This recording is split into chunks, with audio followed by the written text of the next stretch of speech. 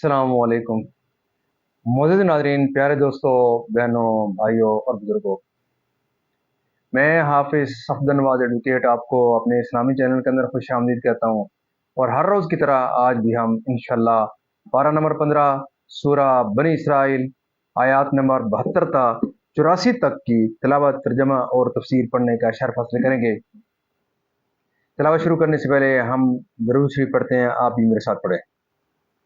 अल्लाहुम्मा सल्लि अला मुहम्मद व अला आलि मुहम्मद कमा सल्लैता अला इब्राहीम व अला आलि इब्राहीम इन्नका हमीदुम मजीद। अल्लाहुम्मा बारिक अला मुहम्मद व अला आलि मुहम्मद कमा बारकता अला इब्राहीम व अला आलि इब्राहीम इन्नका हमीदुम मजीद। अम्मा बाद फ़ाऊज़ु बिल्लाहि मिनश शैतानिर रजीम। बिस्मिल्लाहिर रहमानिर रहीम। मन कान फ़ी हाज़िही अमा फ़हुव फ़िल आखिरति अमा व अदल्लु सबीला।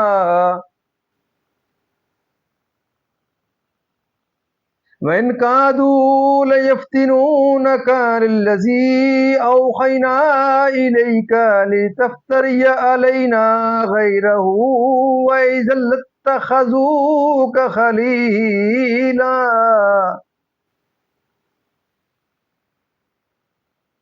वलौला अन सब्बतनाका लक़द कित्ता तरकनू इलैहिम शैअन क़लीला। इज़न लअज़क़नाका दिफ़ल हयाती व दिफ़ल ममाती सुम्मा ला तजिदू लका अलैना नसीरा।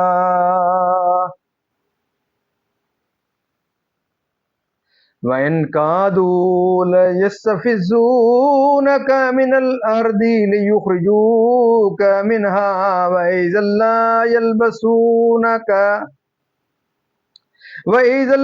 यल्बसूना खिलाफ़का इल्ला क़लीला।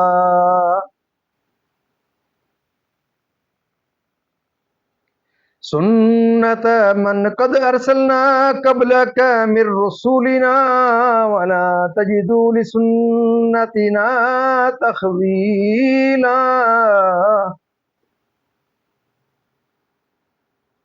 क़िमिस्सलाता लिदुलूकिश्शम्सि इला ग़सक़िल लैलि व क़ुरआनल फ़ज्र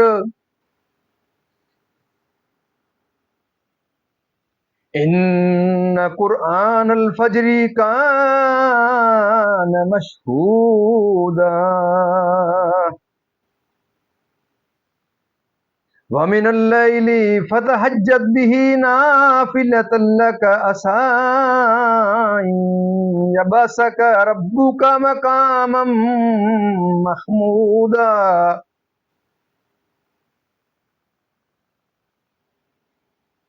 वक़ुल रब्बि अदखिलनी मुदखला सिदक़िन व अख़रिजनी मुख़रज सिदक़िन वजअल ली मिन लदुनका सुल्तानन नसीरा। वक़ुल जाअल हक़्क़ु व ज़हक़ल बातिल इन्नल बातिल कान ज़हूक़ा। वनुनज़्ज़िलु मिनल क़ुरआनि मा हुवा शिफ़ाअun व रहमतुल लिल मुमिनीन वला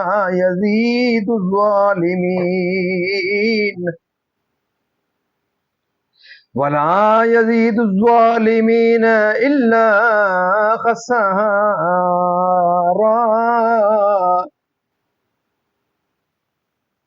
वइज़ा अनअमना अलल इंसानि अहरद व नअ बिजानिबिहि वइज़ा मस्सहु श्शर्रु कान यऊसा।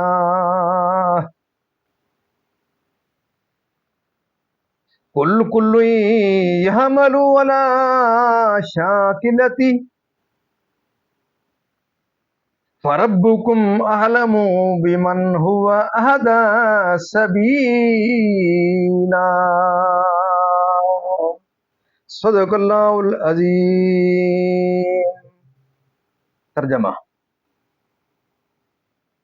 और जो इस जिंदगी में अंधा हो वो आखिरत में अंधा है,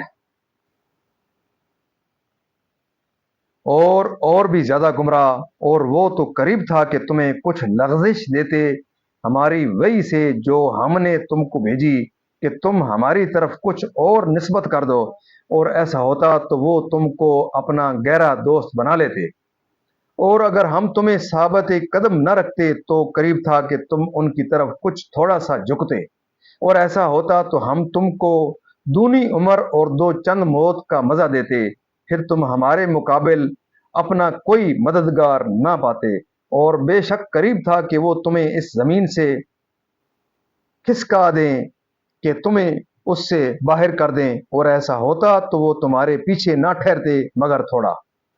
दस्तूर उनका जो हमने तुमसे पहले रसूल भेजे, और तुम हमारा कानून बदलता ना पाओगे। नमाज कायम रखो सूरज ढलने से रात की अंधेरी तक, और सुबह का कुरान, बेशक सुबह के कुरान में फरिश्ते हाजिर होते हैं, और रात के कुछ हिस्से में तहज्जुद करो, ये खास तुम्हारे लिए ज़्यादा है।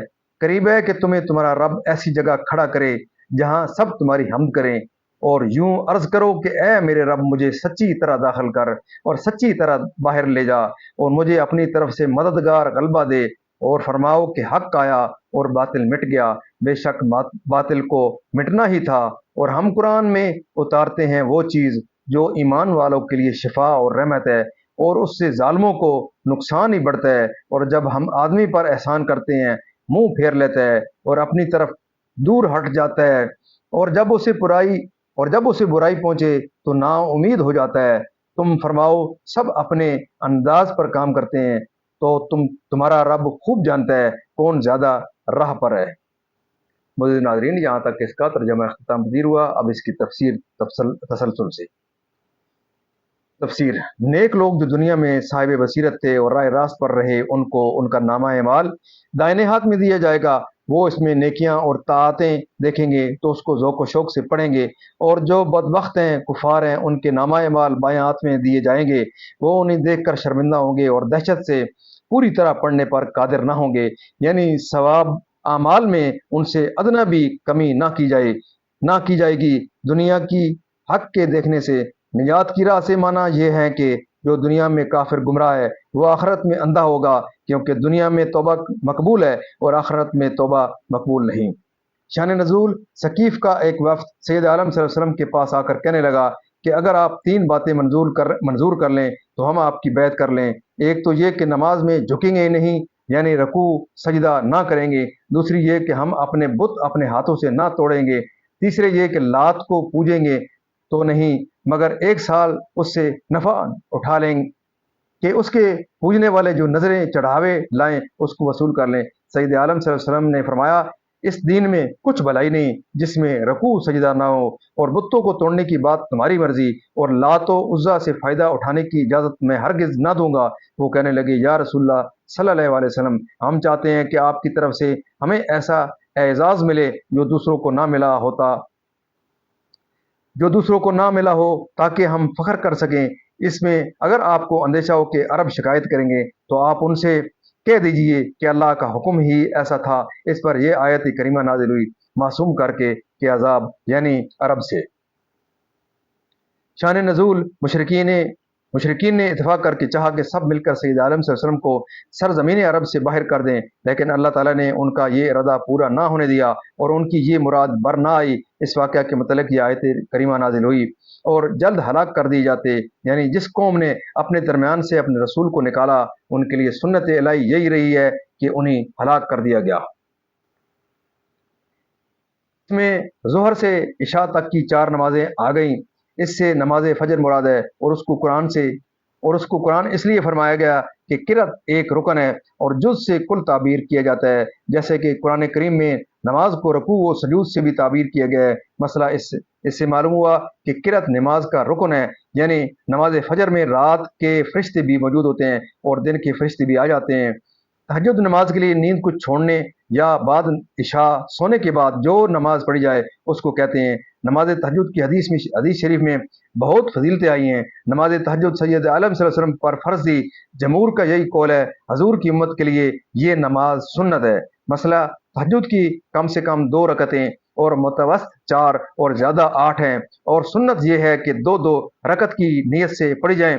مسئلہ اگر آدمی شب کی 1/3 عبادت کرنا چاہے اور 2/3 سونا تو شب کے 3 حصے کر لے، درمیان تہائی میں تہجد پڑھنا افضل ہے، اور اگر چاہے کہ آدھی رات سو جائے، آدھی رات عبادت کرے تو نصف اخیر افضل ہے۔ مسئلہ جو شخص نماز تہجد کا عادی ہو اس کے لیے تہجد ترک کرنا مکروہ ہے، جیسا کہ بخاری مسلم کی حدیث شریف میں ہے، اور مقام شفاعت ہے، اس میں اولین و آخرین حضور کی حمد کریں گے، اسی پر جمہور ہیں۔ جہاں بھی میں داخل ہوں اور جہاں سے بھی میں باہر آؤں، خواہ وہ کوئی مکان ہو یا منصب ہو یا کام۔ بعض مفسرین نے کہا مراد یہ ہے کہ مجھے قبر میں اپنی رضا اور طہارت کے ساتھ داخل کر اور وقت بعث عزت و کرامت کے ساتھ باہر لا۔ بعض نے کہا معنی یہ ہے کہ مجھے اپنی طاعت میں صدق کے ساتھ داخل کر اور اپنی منائی سے صدق کے ساتھ خارج فرما۔ اور اس کے معنی میں ایک قول یہ بھی ہے کہ منصب نبوت میں مجھے صدق کے ساتھ داخل کر اور صدق کے ساتھ دنیا سے رخصت کے وقت نبوت کے حقوق واجبہ سے عہدہ برآ فرما۔ ایک قول یہ بھی ہے کہ مجھے مدینہ طیبہ میں پسندیدہ داخلہ عنایت کر اور مکہ مکرمہ سے میرا خروج صدق کے ساتھ کر، اس سے میرا دل غمگین نہ ہو۔ مگر یہ تو اس صورت میں صحیح ہو سکتی ہے جبکہ یہ آیت مدنی نہ ہو، جیسے کہ علامہ سیوطی نے کیل فرما کر اس آیت کے مدنی ہونے کا قول ضعیف ہونے کی طرف اشارہ کیا۔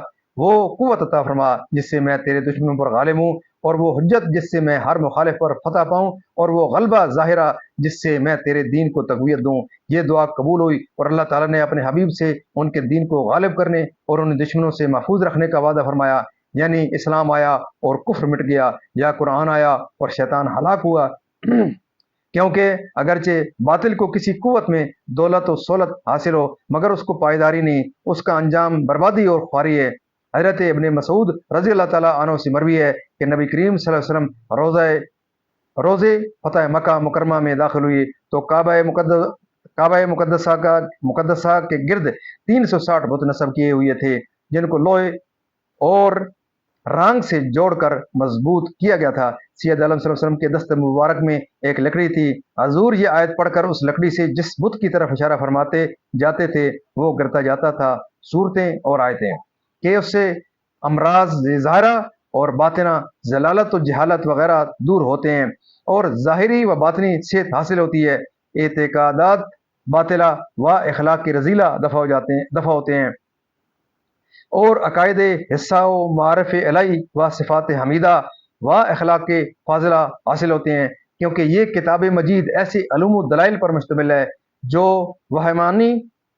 وہمانی و شیطانی ظلمتوں کو اپنے انوار سے نیست و نابود کر دیتے ہیں، اور اس کا ایک حرف برکات کا گنجینہ ہے جس سے جسمانی امراض اور آسیب دور ہوتے ہیں، یعنی کافروں کو جو اس کی تکذیب کرتے ہیں، یعنی کافر پر کے اس کو صحت اور وسعت عطا فرماتے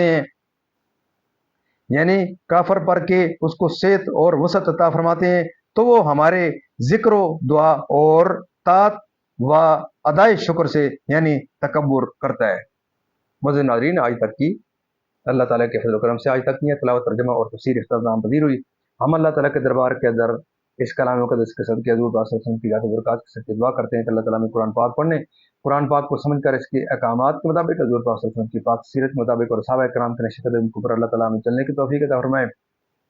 اللہ ताला इस कलाम मुक़द्दस के सदक़े हज़ूर पाक सल्लल्लाहु अलैहि वसल्लम की ज़ात बरक़ात से सदक़े मेरे और आपके तमाम के सगीरा व कबीरा गुनाहों को माफ़ फरमाए, तमाम परेशानियाँ दूर फरमाए, तमाम बीमार को शिफ़ाए कामिला अता फरमाए। अल्लाह ताला तमाम मरहूमीन को जन्नत फिरदौस में आला बाला मकाम अता फरमाए। और आप तमाम मुअज़्ज़िज़ नाज़रीन से ये दरख़्वास्त रहती है कि ख़त्म नबूवत के सदक़े इस आखिरी उम्मत के ऊपर एक बहुत बड़ा फ़रीज़ा आयद होता है कि हम इस मैसेज को दुनिया के हर कोने तक पहुँचाने के लिए अपना पूरा किरदार अदा करें। आपसे ये इस्तदा है कि आप अपना किरदार ऐसे करें कि आप इस वीडियो को ज़रूर देखें, लाइक शेयर करें, सब्सक्राइब करें और बेल वाले आइकन को ज़रूर प्रेस करें। खुद भी देखें, अपने बच्चों को, अपने अजीज़ करबा को, जहाँ तक आप इस आवाज़ को, इस मैसेज को आप कन्वे कर सकते हैं, ज़रूर इस आप मैसेज को लोगों को तबलीग करें, तलकीन करें, इस प्रोग्राम की तरफ उनको तरगीब दें। अल्लाह ताला आपको इस प्रोग्राम के सदक़े दिन क़यामत हुज़ूर पाक सल्लल्लाहु अलैहि वसल्लम की अल्लाह ताला के दरबार के अंदर शफ़ाअत नसीब फरमाए। और अल्लाह ताला आपको कुरान पाक की इस तबलीग के अंदर, इशाअत के अंदर अल्लाह ताला आपको कबूल व मंजूर फरमाए। आमीन सुम्मा आमीन।